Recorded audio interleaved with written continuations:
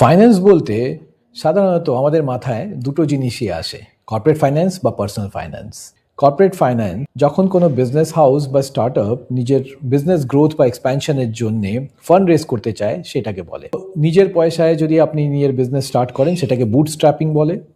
আপনি যদি আপনার বন্ধুবান্ধব আত্মীয় স্বজনের থেকে যদি টাকা তুলতে চান তখন সেটাকে এফএফএফ বলে জানা হয়। এটা খুব common term, friends family and fools বলা হয়। আপনি ইকুইটি দ্বারাও টাকা পয়সা তুলতে পারেন আপনার বিজনেস বা স্টার্টআপকে গ্রো করার জন্য।